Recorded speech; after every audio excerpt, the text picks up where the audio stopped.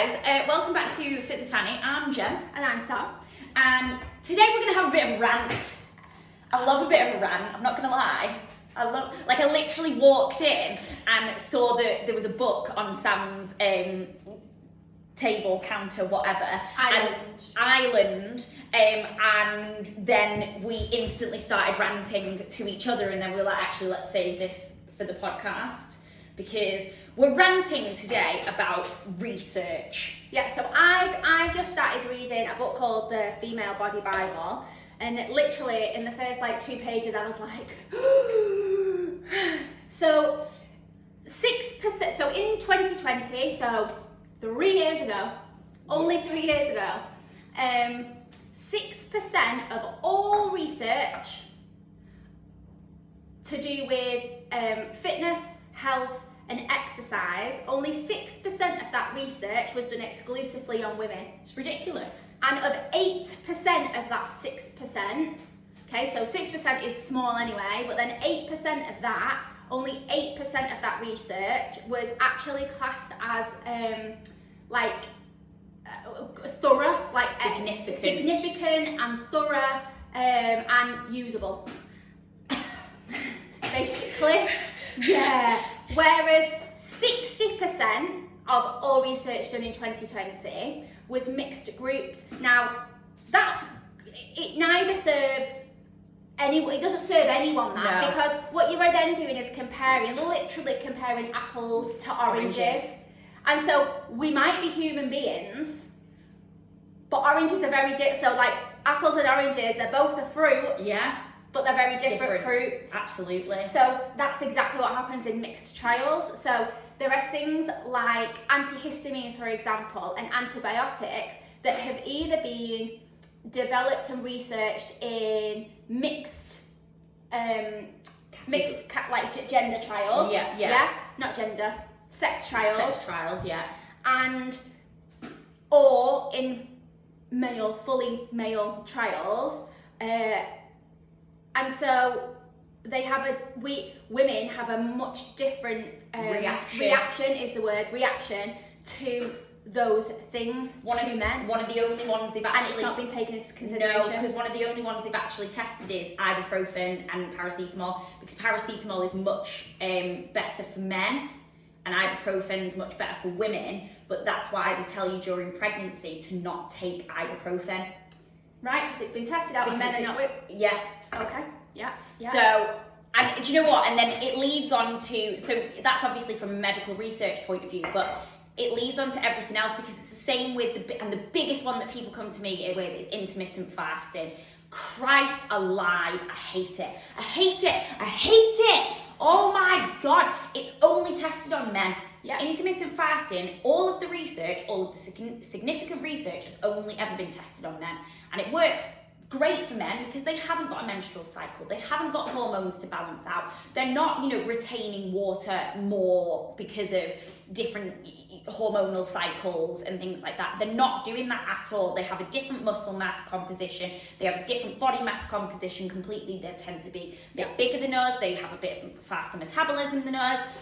So it works well for them, but the research is done on men. And one of the things that infuriates, so I knew a trainer and he was lovely, but he was a huge intermittent fasting fan, male trainer. Yeah. Huge intermittent fasting fan. And I was like, yeah, but are you recommending it for your female clients? And he was like, well, yeah. And I was like, And then he sent me a YouTube video of this guy with bold and intermittent fasting, it's the best thing. And I was like, okay, already I hate this. And when you actually looked into the description and what it was based on, it was all based on women with PCOS. So intermittent fasting is great for women with PCOS because their hormones replicate that of a male a little bit more closely. Yeah. So actually, not too bad. But for a woman, horrendous. And all of the research that's out there that says intermittent fasting does this and intermittent fasting does this and blah, blah, blah, blah, blah, all of the benefits of it based on men. So you can't apply it to women. And as soon as you try and apply certain things like that to women, or you take into account hormonal cycles and all of that, you end up finding that actually the benefits are not there anymore. It does not work. it's just, so the main thing, and I did like a blog on this a while ago because I had a full-on rant about it again, because the amount of, and same again, I said this, so this is what I ended up saying to this guy. I was like, right, your, what are they called? You know, the website thing, references. Right, sorry. I was like, your references. Also, just not websites. Like references are for like hardened referencing is like for books and journals and stuff. Exactly. Yeah. But like the references that were being linked were not significant. No. And I said to him, I was like, right, first of all, I've clicked on that one and it's based on a sample size of 10 people. So instantly you can negate that one. Whenever you're looking, so research should be done on proper research on a minimum of like 250 people. Absolutely, and like, I'm surprised like they were even allowed to publish results on 10. Because if you think 1 in 10, that's quite significant, that's 10%. Yeah. If you've tested it on 10 people and one of those people have, you know, found results or benefits, that's 10%, that's great. Oh wow, that's a really significant result. If you do the same on 200 people and you're still only getting 1, that's 0.5%, that's no longer significant. Absolutely not. So when someone says to you, you know, oh, well, this is really great and this works and blah, blah, blah, blah, actually, or if they, you know, or if a trainer's saying I've researched into it or whatever, what does that research actually look like? Because if it's on a sample size of 10 people, ignore it. We ignore it. Straight away, we ignore it. Secondly, if it doesn't replicate the same people that you're applying it to. So like, it's why there's so thorough testing. It's why we test things on chimps first. Yeah. You know, well, actually we test things on mice first, then we get a step closer and go to chimps before you start testing it on humans, but it gets tested on all of those points. You don't just test on an apple and then apply it to an orange. Do you know what I mean? No, yeah, of course, absolutely. So you can't look at this information and go, oh, actually, well, it's done really, really, really well on men aged 30 to 40 who are already fit, and you're a woman who's, you know, 45, starting the perimenopause, unfit, because you're comparing apples and oranges again. Absolutely. So you can't, if your research is based on a small amount of people or is not applicable to you, ignore it. Yeah, it's not going to, Ignore it. Then, if it's done by some YouTube video, ignore it. If it's got fun fonts, ignore it. If it's got fun fonts. If it's got fun fonts, ignore it. Do you know what I mean though? Like, there's people out there who will read like when we say we do our research, you're reading a different book each time.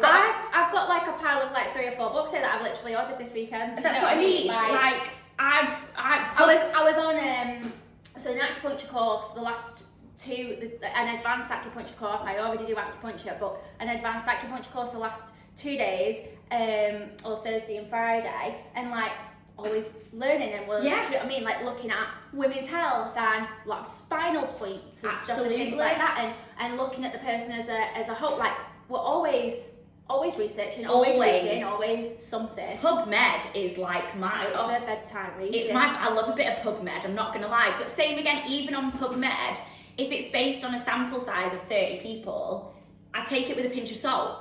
Do you know, if it's not backed in research, or if it's based, a lot of it I try and look for stuff, and you see down the bottom it's based on a sample size including men, and you're like, well, this isn't applicable anymore. Which is good because it obviously tells you that. Yeah. So that's the other thing, like every piece of research or any sort of advice that you are getting from wherever it is that you're getting it from, you need to know that information, like who was it tested on. Yeah. So there are lots of really great places that tell you where it was tested from. Yeah. There's loads of things that you'll find out there that will just negate that information and won't tell you anything. Exactly. That's the thing. If you have to be dubious about that. Yeah. If you're reading, you know, a magazine and it says 60% of candidates saw these results, what candidates? Yeah.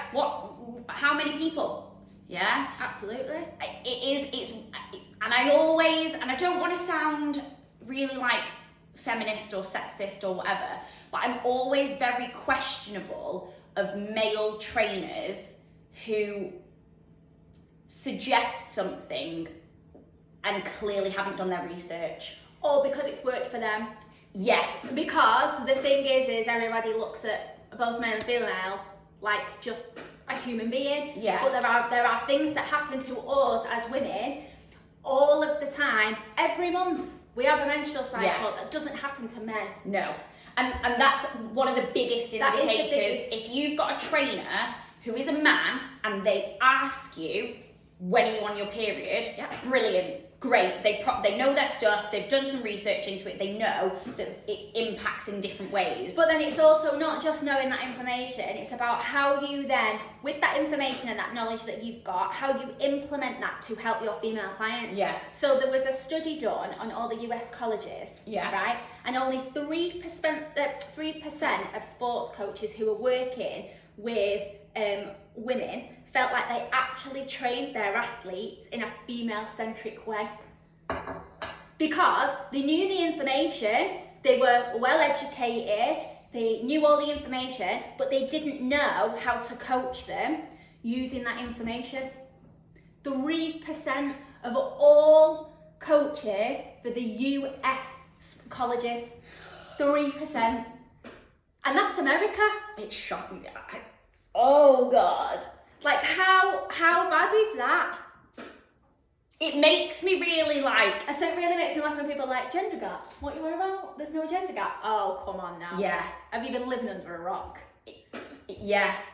And do you know what? Part of me gets why they test on men predominantly, because it's easy. Oh, it 100% is, because with women, you'd have to make sure all of the women you were working on were at the same menstrual cycle stages. So, or you have to, obviously, what's the word I'm looking for there? Variability. Yeah, the variability of it. So you might have, in a study of, say, 50 women, right? Although you would want a bigger sample size than that, but just for ease of numbers. Say 50 women, 10 of those women might be in their luteal stage. Yeah. 10 might be in their ovulation stage. You're going to get very different results. Very different. Because of those hormonal chemical changes that are happening in the body all the time. Men don't have that. No, not at all. I think probably one of the only things that they have to ever contend with is a dip in testosterone. Yeah, absolutely. And even that, a lot of the either it's an age-related thing. Absolutely. So you wouldn't have a 70-year-old in the same trial as a 30-year-old. No, which most places wouldn't do anyway. From an age variation, they are pretty good. And when they're testing something, they'll test it within a specific age range first, and then they'll expand it out to see how it varies for different age ranges. So, and that's fine. But when it comes to male-female testing, it is so different. It is there's no research. No. And actually, I was having a conversation with another who we are a big fan of. So I know a male pre and postnatal trainer. And I want to give him a pat on the back. I'm sure he'd very much appreciate it, if I'm honest. Because my big beef, right, with all personal trainers, okay, is that the majority of your clientele are going to be women. Yeah. Right? It is 100% is going to be that. But even if they weren't, right, 50% of the population, women, identify as women, female, right? Yeah. But Blue bin. But 50% of the population, okay, women, female, right? And if most of your clientele are going to be female, why would you not educate yourself in pre and postnatal? Oh, because most of those are going to be having babies at some point. The likelihood is at least 98% of them are going to have a baby. So it's just good business, if nothing else. It's good business sense.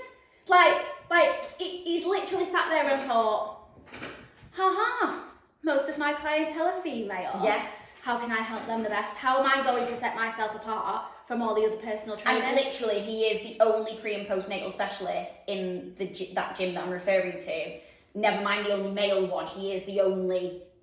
I mean, I'm an instructor. I'm not a PT there, so I'm obviously a pre and postnatal specialist there, and I do all the classes and stuff. But he is literally the only pre and post PT that works there, and he is brilliant. But he came up to me before and he was like, "Oh, are you a menopause specialist?" And I was like, "Well, yes and no. Because the problem you've got is at the moment is there's not enough research that's been done into menopause to produce accredited courses on menopause. So yes, I'm a specialist in the fact that I have researched it to no end, and I've read as much as, I've read loads, I've invested in it, things like that. Yeah. But there's no where there's a pre and postnatal accredited course. And you can do them with lots of different awarding bodies, pre and postnatal. Yeah. Because specialist courses. There's been lots of research done in it. So actually, you can get an accredited course in that, whereas menopause, you can't, because there's not enough research been done. Or, by the flip side, the accredited courses are menopausal, I say in inverted commas, but actually out of 10 modules, only 2 will be menopause related, and the others will be menstrual cycle. And adapting fitness to... Yeah, pelvic floors, which we've learned anyway through pre and post, and then marketing, because they're the only things that you can accredit based on. But there was one like menopause one that I did, and it was absolutely fantastic. It was like third age women, and it was absolutely brilliant. But the woman that created the course, it's not an accredited course. Exactly. But the woman that created the course had worked within. She was from, I want to say that she was like from overseas, like Dubai or something like that. Yeah. And she was living there now and stuff and things like okay. that. But there was a lot of money and research. What she did is that she was like a doctor initially and then went into research. And so she had a lot of evidence to back it up with what she was delivering. And it was actually really, real good. But they're really hard to find. They're really hard to find, and they're not accredited. No. And so it's really difficult to then say I'm a menopause specialist when you don't have any accreditations to back it up. Yeah. Whereas she obviously has like doctor and PhDs and stuff and things like that. Absolutely. But that's another aspect of it, in that because there's not enough research done on these things, there's not enough opportunity to qualify yourselves, to educate yourselves in an accredited way, to then be able to go on and further that. Yeah, absolutely. And it starts with that initial research, which isn't there. 8% of 6% is done on women. And same again, the problem, because then if you think menopause, every single perimenopausal woman is at a very different stage of a different age group, of a different symptoms. So to be able to do studies on that work. It's really difficult. I mean, someone should, because they'd make a mint, I feel. Absolutely. And there is more and more coming about it now, I feel. Well, on that, so you know that 6%? Yeah. That had risen from 4% in 5 years. Oh, God. So previous to 2020, it was only 4%, and it had risen from 4% to 6%, but it took 5 years. So it is increasing. It's just really really slow. Oh my God, yeah, but. I mean, what I probably should have done is found out how much research had been done last year, to be fair. Do you know what I mean, in comparison? But God, it's not going to have gone up much. No, it's not going to I'll have be gone. honest. Yeah, absolutely. Especially if you think about like COVID and stuff like that, because that will have slowed stunted a lot of it down. A lot of evidence-based research, especially in the sporting. Yeah. I've seen a lot of articles lately on the impacts of menstrual cycle on Olympic athletes. Yeah. But same again, I've got no idea how you would rectify that, because you'd have to have everyone competing at the same point in their menstrual cycle. But then you've also got the flip side of a lot of Olympic athletes will be amenorrheic. Is that how I say it? Yeah. Where they don't have periods because they've got such low body fat percentage. And such an amount of stress on the bodies continuously. If you think how hard an athlete would have to train. Yeah. But it's like, so a lot of female athletes now are using their pregnancy, because obviously of some of the things that happen to our bodies, like your heart grows twice the size. Yeah. So your cardiovascular system, actually once you've had a baby, is a lot better. And your heart basically is like hypertrophy. It works, it's had to work harder for 2 people. So it literally doubles in size. And I love that little, like the thought of like when you have a baby, your heart doubles in size. not from just a physiological point, but from like a very fairy, lovey-dovey sort of like, but see, I've done dissection and seen an aortic aneurysm and things like that. So I'm good. So all I'm picturing is just the actual heart, not like a lovey-dovey fairy, you know, heart-shaped heart. No, like an actual heart with all its arteries just going boom. No, mine's like a Disney movie, and the heart just like gets bigger. Yeah, no, mine's the very, very gory aortic aneurysm explosion situation. But because of that, a lot of female athletes now use their pregnancy because, so like then like 9-10 months after they've given birth, are like breaking like their own personal bests or world records or championship records because they've utilised, because they've gotten in tune with what the body is doing. So maybe there isn't a great deal of research in the scope of like 250, no. But in female athletes, like single person, now finally going, okay, well we know these things happen to the body while we're pregnant, how can we utilise them? But that's different in that it's not necessary. So we know pregnancy in all women increases